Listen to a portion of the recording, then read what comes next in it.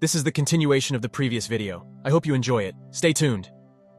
I was hoping my last update would be my last post relating to this matter, but here I am again. It's been about 8 months since my life turned into a shit show, and unfortunately for me, things just keep getting worse. I'm not going to go into detail, but I hope I can give enough to get some constructive feedback from you on here. You've been far more helpful than you know. The last time I posted, Sue was in a pretty bad mental state, and fortunately she got better after some therapy. I felt really bad for her, but I knew I couldn't stay. I know a lot of people have made it through this kind of stuff, but I know myself. Had I stayed, I'd only be doing myself and her more harm than good. I'll never get over it, and will probably harbor some resentment even a couple of years from now.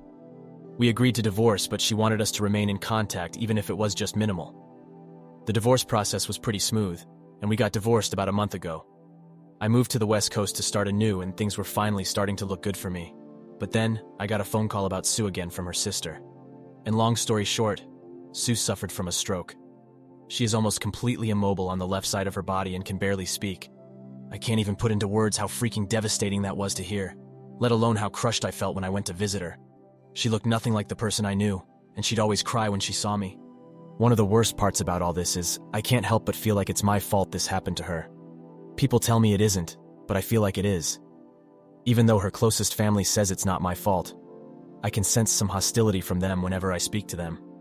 Her aunt cussed me out in front of everyone when she saw me, and they were all silent.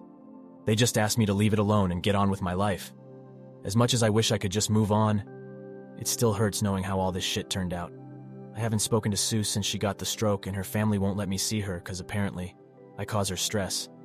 I don't even know the full details because I don't have the right to know now. I just can't seem to catch a break. Damn me, I guess. Now for the top comments.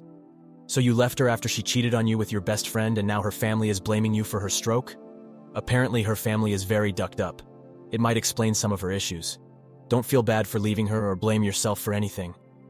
I followed your story, and even if I feel bad for what happened to your ex-wife, it's not your fault. You have no part on it. The guilt may have been eating her all this time, and her body couldn't handle it anymore. Hope she can get through it. All the best. Why do you feel responsible? This is only a consequence of what she brought upon herself. I'm so sorry for what she's going through. A health problem is something no one can control. It's easier for her family to find a culprit, and that's you. I know you passed by and loved this woman, but none of this is your fault. I'm sorry for her, but I'm most sorry for you.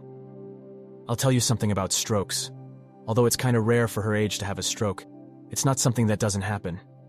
I had a friend who had a devastating stroke at 33. They figured the cause was her birth control at the time. She's since made a whole recovery. I myself, female, 38, am genetically programmed to probably die young from a stroke. It runs in my family. I guess what I'm trying to say is that this isn't your fault. Don't let other people pin this on you. It could have been a medication she was on, genetics, or anything else. Plus, she cheated on you. She brought this stress onto herself.